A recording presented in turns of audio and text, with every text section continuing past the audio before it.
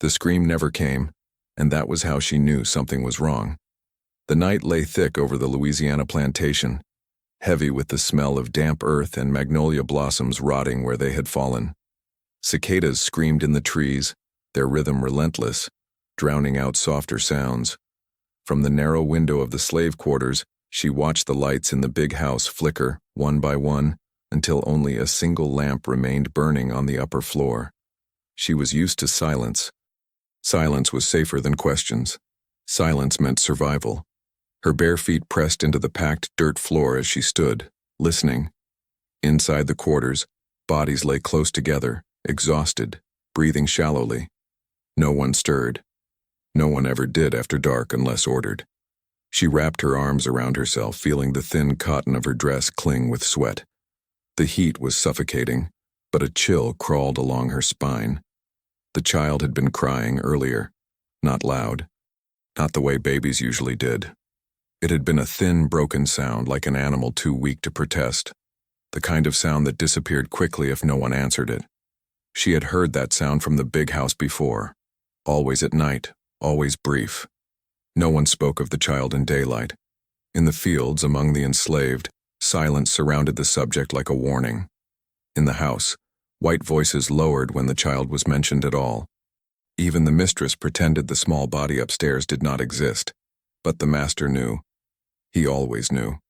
She had learned long ago to read his moods by the way he walked across the gallery, by the tightness in his jaw, by how long his gaze lingered on people as if measuring their worth. Tonight his steps had been slow, deliberate, controlled, dangerous. The girl moved before she could stop herself. She slipped out into the night, the door closing behind her without a sound. The moonlight silvered the path toward the big house, illuminating the moss that hung from the oaks like old, rotting curtains. Each step felt like a betrayal of every rule she had memorized since childhood. Do not be seen. Do not be heard. Do not decide. Her name had been taken long before she could remember it. On the plantation ledger, she was listed as property, valued less than a mule, more than broken tools. She existed to serve, to obey, to disappear when no longer useful. Yet her body moved anyway. The big house loomed ahead, white columns rising like bones from the earth. She paused near the kitchen entrance, heart hammering so loudly she was certain someone inside would hear it. She smelled candle wax, boiled herbs, old wood, familiar scents. She had scrubbed these floors with bleeding hands. She had carried trays past closed doors and learned not to look. The crying did not come again. That frightened her more than if it had. She crept along the corridor, staying close to the wall. The lamp upstairs cast a thin blade of light down the staircase. She knew that room. Everyone did, even if no one spoke of it. The room at the far end, the one kept locked during the day. Her foot touched the first step. She froze. From above came the low murmur of a man's voice. Calm, measured, the master's voice. He was not angry. He was resolved. She pressed herself into the shadow, breath shallow, and listened. Not meant to be, he said quietly. Better this way. Another voice answered, softer, trembling. The mistress. She sounded tired, defeated. There are things people must never see, the master continued. Mistakes that must be corrected. A door creaked. The girl's fingers dug into the wall. She understood then, with a clarity that made her stomach twist, that this night was different. This was not neglect. This was not silence. This was a decision. She thought of the child's small hands, how they had once curled weakly around her finger when she was sent to clean the room. The skin had been warm, alive. She thought of how easily life disappeared on the plantation. From sickness, from whips, from hunger, from indifference. She had seen bodies carried out at dawn before. Her pulse roared in her ears. Every lesson screamed at her to turn back, to vanish, to live another day. But her feet climbed the stairs anyway. Each step was a theft of time she did not own. Each breath felt borrowed. The light grew brighter, the voices closer. She could see the door now, slightly open, lamplight spilling into the hallway like a warning. She reached the top step just as the voices fell silent. And in that silence, She heard the faintest sound, not a cry, not a breath, but the fragile rustle of movement from inside the room, as if someone small was still fighting to stay in the world. She stood there unseen for the moment, knowing that whatever she did next would follow her for the rest of her life, if she was allowed to have one. The door began to open wider. She did not remember deciding to move. Later, she would not remember how her hand found the doorframe, or how her body slipped forward as if guided by something older than fear. All she knew was that she was suddenly inside the room, the lamplight burning her eyes, the smell of medicine and sweat thick in the air. The master turned first. His expression did not change at once. Surprise flickered briefly, then calculation settled in. He did not raise his voice. He never did when he was most dangerous. "What are you doing here?" he asked. The mistress sat stiffly beside the bed, her face pale, her hands folded too tightly in her lap. She looked at the girl as if she were a ghost, something that should not have crossed the threshold between worlds. On the bed lay the child, so small it barely made a shape beneath the thin sheet. Dark curls stuck to a damp forehead. The chest moved, shallow and uneven, but it moved. The child was alive. The girl dropped her eyes to the floor. That was the rule. Eyes down, voice low. "I heard something, sir," she said. Her voice surprised her. It did not shake. "Thought you might need help." The master studied her. She could feel his gaze sliding over her like a blade, weighing consequences. He knew her history. He owned it. He knew she had never spoken out of turn, never run, never resisted. That was why she had been allowed near the house, near its secrets. "That won't be necessary," he said. "Go back where you belong." The mistress swallowed. Her lips parted, as if she might speak, then closed again. The child coughed. A weak, rattling sound that seemed too loud for such a small body. Something broke open inside the girl. She stepped forward before permission could be given or denied. She moved to the bed, hands already reaching, lifting the child gently. The weight was almost nothing. Too light. The child stirred, a soft sound escaping its lips.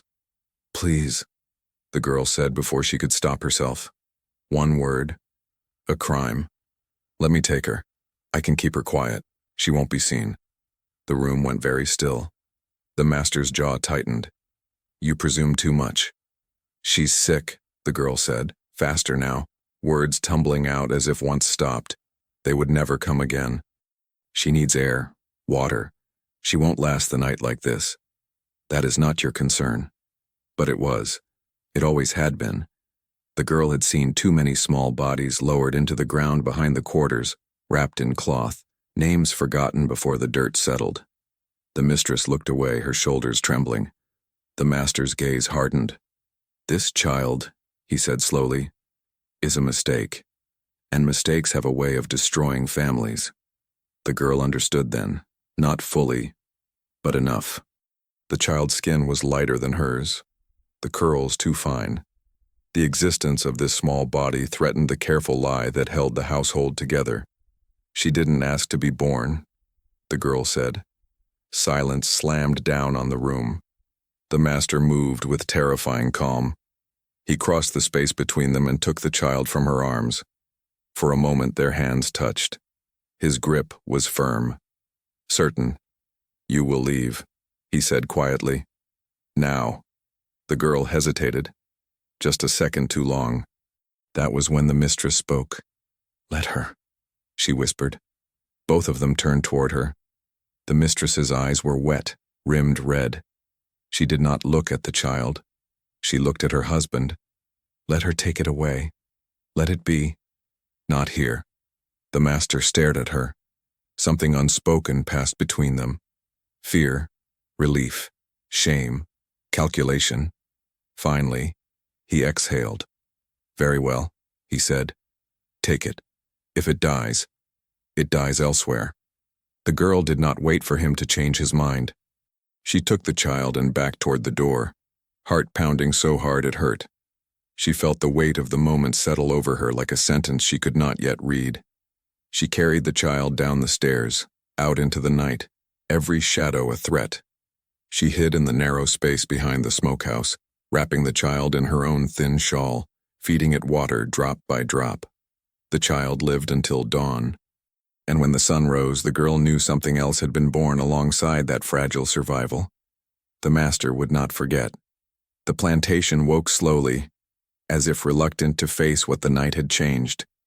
Morning heat rose from the fields in visible waves, carrying the sour smell of sweat and river mud. The bell rang, sharp and unforgiving, summoning bodies into motion. The girl stood among them, her face empty, her hands steady, the child hidden deep in the shadows of the quarters, breathing in shallow, stubborn rhythms. No one asked questions. On the plantation, questions were dangerous, but eyes followed her. Whispers traveled without words. A shift in posture, a pause in labor, a glance held too long. The enslaved knew when something was wrong. They had learned to read danger the way sailors read storms. The master watched from the gallery.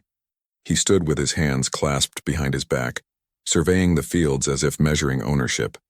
When his eyes found the girl, they lingered. Not with anger, with interest. That frightened her more. Punishment did not come immediately. It never did when it was meant to hurt.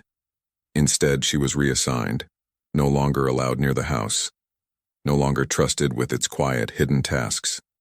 She was sent to the far fields where the sun crushed thought, and the overseer's whip spoke more often than words. Her body adjusted. Her mind did not. At night, she returned to the quarters and to the child. The baby's skin burned with fever. The girl chewed willow bark, soaked cloth in cool water, whispered stories she barely remembered from before her own mother disappeared. She did not name the child. Naming made loss sharper. The mistress did not come. Days passed. Then a week. The master never mentioned the child, but his presence pressed closer, heavier. He questioned others casually. He changed work patterns. He watched who moved at night. He was hunting. The girl felt it in the tightening of the air, in the way dogs barked more after dark, in the sudden appearance of locks where none had been before. One evening she returned to the quarters and found the child alone, too alone. The shawl lay folded neatly. The breathing was gone. For a moment the world narrowed to a ringing in her ears. She dropped to her knees, touching the child's face, cold but peaceful. No marks, no struggle. The child had not been taken. The child had been watched and allowed to die. She buried the small body behind the quarters before dawn, her hands shaking, her nails breaking in the dirt. No one helped. No one stopped her. Silence held. By morning, the girl was hollowed out. Whatever fear had guided her before was gone, replaced by something heavier. Grief. That afternoon she was called to the barn. The master waited inside, the light slicing through the slats in sharp bars. The overseer stood nearby, arms crossed. "You disobeyed," the master said calmly. "You interfered in matters beyond your station." The girl did not speak. "You acted as if you had a will of your own." The overseer stepped forward. The punishment was not loud. It was methodical, measured, designed to be remembered. When it was over, the girl lay in the dirt, staring at the darkening sky, breath coming in shallow gasps. Pain radiated through her body, but it was distant, secondary. What remained was the knowledge that her act had not gone unseen or unforgiven. As night fell, the master leaned down, his voice low enough that only she could hear. "Mercy," he said, "is a dangerous habit." He straightened and walked away. And in the quiet that followed, the girl understood something terrifying. This was not the end of her punishment. It was the beginning. They did not let her heal in peace. The wounds on her back closed slowly, stiffening her movements, turning every breath into a reminder. The other enslaved avoided her eyes not out of cruelty but fear. Pain was contagious on the plantation. To acknowledge it was to invite it. The master had made her visible. She was returned to work before her body was ready, assigned tasks meant to grind rather than produce, carrying water beneath the sun, scrubbing troughs with lye until her hands split, work that erased thought, work that reminded her of her place. Yet something in her had shifted. She no longer feared being seen. At night she lay awake, staring at the beams above her, listening to the river move endlessly beyond the trees. She thought of the child, of how brief life could be, how easily erased, and she understood that the punishment had not been meant to correct her, it had been meant to warn others. Then the whispers changed. She heard it first in fragments, half-finished sentences, glances exchanged too quickly, a word that carried weight when spoken softly. Blood. The truth, long buried beneath manners and power, began to surface. The child had not been born of the mistress. The child had been born of the master, and the mother had been someone like her. The revelation spread quietly, like smoke slipping under doors. It explained everything: the secrecy, the hatred, the fear. The child was not merely inconvenient. It was evidence. The girl felt no triumph in knowing this, only a deeper, colder understanding. The plantation had been built on silence, and she had cracked it open. The master noticed the change. He began appearing where she worked, watching her with narrowed eyes. Once, as she bent to lift a bucket, he spoke her name, the one he had assigned her. Hearing it from his mouth sent a ripple through her. "You think yourself righteous," he said softly. She kept her eyes down. "You think suffering gives you power." She said nothing. "That child is gone," he continued, "and yet you remain. That imbalance troubles me." She felt it then, not anger, but intention. He was deciding something. The mistress fell ill soon after. Confined to her room, pale and shaking, she sent for the girl. The request shocked everyone. The master allowed it, standing near the door as the girl entered. The mistress's voice was thin. "You should have let it end." The girl met her eyes for the first time. "Then you would still be safe," the mistress whispered. "And I would still be blind." Tears slipped down her face, but they did not soften her words. Regret came too late to save anyone. When the girl left the room, the master followed. "There are ways," he said quietly, "to ensure a problem never repeats itself." That night, chains were brought out, not to bind her, but to make an example. The plantation gathered in uneasy silence as she was forced to watch another woman punished for far less. The message was clear. Compassion would be crushed wherever it appeared. As the cries faded into the dark, the girl felt something harden inside her. The master believed he had broken her. He did not realize he had freed her from fear. And as she stood there, blood and dust beneath her feet, she understood that survival was no longer enough. Something else was coming, something the master could not control. The river was high that season, swollen and restless, its muddy waters pressing against the banks as if searching for a way out. The girl felt the same pressure inside herself. After the night of public punishment, something in the plantation shifted. Obedience returned on the surface, eyes lowered, backs bent, mouths closed, but beneath it ran a current of quiet defiance. The master sensed it. He tightened rules, shortened tempers, doubled patrols. Control became obsession, and obsession breeds mistakes. The girl moved carefully now, not recklessly, not openly. Fear had once kept her still, now clarity guided her. She listened more than she spoke. She noticed patterns: who drank too much, who talked when tired, which locks were checked and which were trusted too easily. The master watched her, convinced danger lived in her defiance.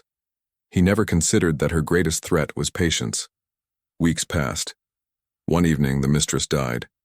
The announcement came without ceremony. Illness, they said, weakness, God's will. The house fell into an unnatural quiet, as if even the walls were holding their breath. Black cloth appeared on the doors. The master wore mourning like armor, and with her death the last witness to his secret vanished. Or so he believed. That night the girl stood at the edge of the quarters, staring toward the river. The memory of the child pressed against her chest, not as pain now, but as purpose. She understood something she had not before. Saving that life, however briefly, had not been about changing fate. It had been about refusing to accept it. Before dawn, she slipped away, not running, walking. She followed the narrow path through the trees, the one used for hauling barrels, the one patrols ignored. The sounds of the plantation faded behind her, replaced by frogs, insects, the low breath of the river. Freedom was not a promise. It was a risk. At the water's edge, she paused. She thought of all that had been taken from her, her name, her family, her body's safety. She thought of the master, standing in his white house, believing the world still bent to his will. Then she stepped into the river. The current seized her immediately, cold and violent. She fought to keep her head above water, letting the river decide her direction. Branches tore at her dress. Mud filled her mouth. Panic surged, then passed. She did not fight the river. She surrendered to it. When she reached the far bank, shaking and breathless, the sky was already lightening.